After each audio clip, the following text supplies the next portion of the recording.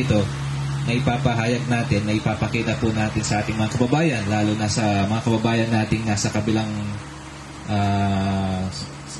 panig ng gobyerno, no, ng ating mga kababayan sa CPGs, na seryoso po ang ating pamahalaan sa usaping pangkapayapaan. Ang mga proyekto po na ganito ay inumpisahan una, no? Una, ang proyekto po na ito ay naumpisahan ng AFP, ng Army, sa kanilang CSP o yung kanilang Community Support Program. Pagkatapos po ng kanilang identification of issues and problems at the local government, doon naman po pupunta sa DILG, ang RCSP. At nasa huling yugto na po tayo ng ating NTF-LCAC o RTF-LCAC at PTF-LCAC ang SBDP. Ito po yung Support to Barangay Development Program.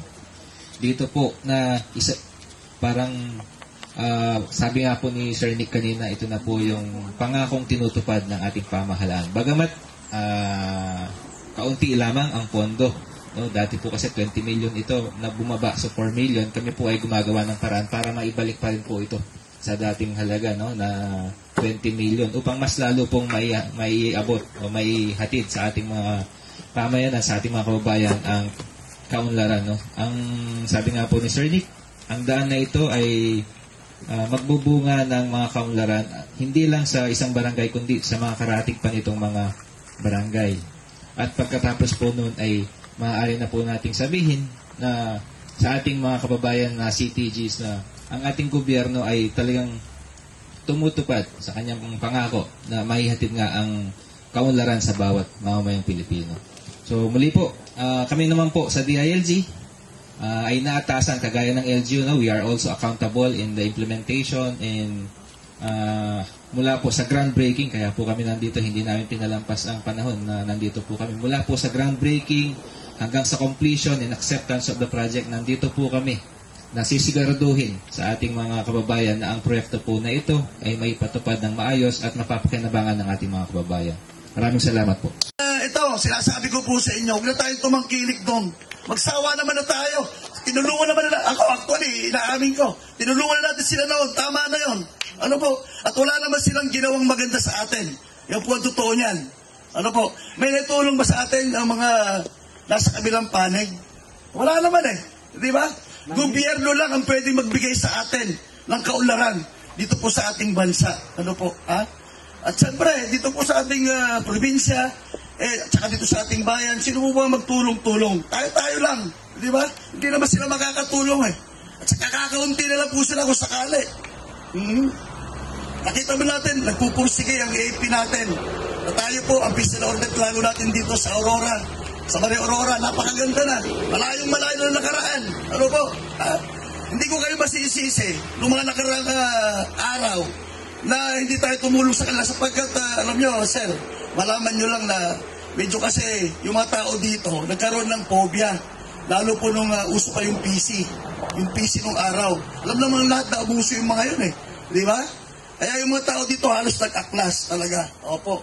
Pero nung dumating na yung mga IB na yan, yung Marines, ano po, yung 70 IB, 56, kayo na nga, ano po. Ayun, unti-unti na pong naayos talaga itong aming lugar. Kaya nagpapasalamat po talaga kami sa AFP, ano po. Lalo na, nagkaroon po tayo ng ganitong proyekto. Ano po, Sana nga po, magtuloy-tuloy, mga minamahal na kababayan, pray po tayo na sana magtuloy-tuloy itong programa ng LCAC na to para lalo pang makatulong sa ating mga minamahal na kababayan dito po sa Maria Aurora. 5 project po ito ngayon, dito, sa Jaat, sa Basal, tama ba? Sa Basal, sa Bayanihan, at Kadayakan. 5 project po yan na nanggaling po sa LCAC. Ano po? Kaya yun, sa atin pong lahat, na bumubuo ng LCAC dito sa ating probinsya, mula po sa pamahalaan ng bayan po ng Maria Aurora, sa amin, ano po, bilang po ng bayan dito sa Maria Aurora, lubos po kami nagpapasalamat, sir, sa programa ng LCAC na to. Maraming salamat, mabuhay po tayong lahat. God bless. Una po sa lahat, nagpapasalamat kami at nagkaroon ng katuparan. Kagaya nga nung sinabi ni Sir Ener kanina, nagsimula ito sa CSP, yung pag-identify ng mga projects, issues, at saka yung problema ng barangay na kinakailangan tugunan ng gobyerno. At ito po ay isa lamang sa dami-dami ng programa na issue na na-identify, ng problema na na-identify sa barangay Janawan. Isa lamang ito. At ang maganda po ay umuusad tayo na pagsisimulan na natin yung proyekto. At hopefully, yung mga iba pang issue na nakita rito nung time na nag-CSP kami, ay matugunan pa rin ng ating gobyerno.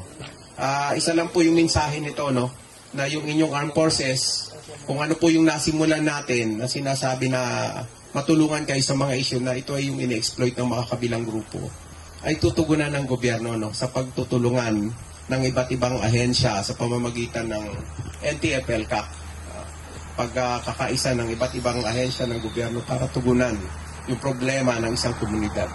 So, ito po ay isang magandang proyekto na makakatulong lamang hindi lang dito sa Janawan, pati yung mga karatig barangay, kasi ito rin yung daan papuntang Punglo.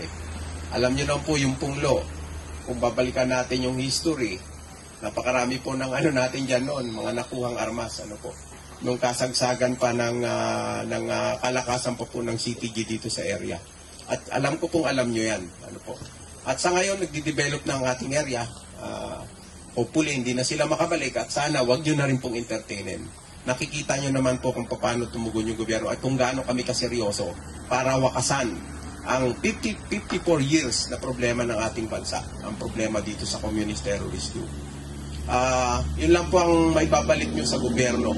Huwag nyo lang pong tangkilikin ito pagka sila'y bumalik pa rito sa inyong komunidad. Sapagkat patuloy-tuloy naman po yung ginagawa ng gobyerno para kayo asistihan. Ito pong proyekto na to ay isisecure namin hanggang sa matapos. Kagaya rin ng mga proyekto, ongoing project ngayon. Alam ko, pamilyar kayo dyan, yung Dingalan San Luis Road. Unti na lang po yan. Hopefully, mga 2 to 3 years from now, meron na kayong kalsada galing Dingalan, makukonekta na yan, at yung Baler.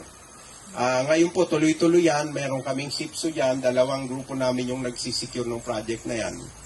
At alam ko, mga around 39 kilometers na lang, magdudugtong na yan. Yung nandun po sa Dingalang, nakadugtong na sa Dika. Nakadugtong na po sa around 1 kilometer na lang, dudugtong na sa barangay ng Dika. At ganoon din po yung sa Dibut. Actually, accessible na po yung Dibut kahit hindi sa dagat. Sa kalsada na po ang daan natin. So, ganoon po umuusad yung proyekto ng gobyerno. At gusto lang natin pabulaanan yung laging issue ng na pinabayaan kayo ng gobyerno. Hindi po nang mangyayari yon. At patuloy po yung armed forces nyo at kasama po yung ibang ahensya ng gobyerno. Patuloy-tuloy po kami gagawa ng parang para matugunan ng inyong problema. So, again po, maraming salamat po at magandang umaga po sa akin. Oh! Dito pa lang butas Oh! Picture. Ano ba naman? Paano matatago? Oops! Oh, yan.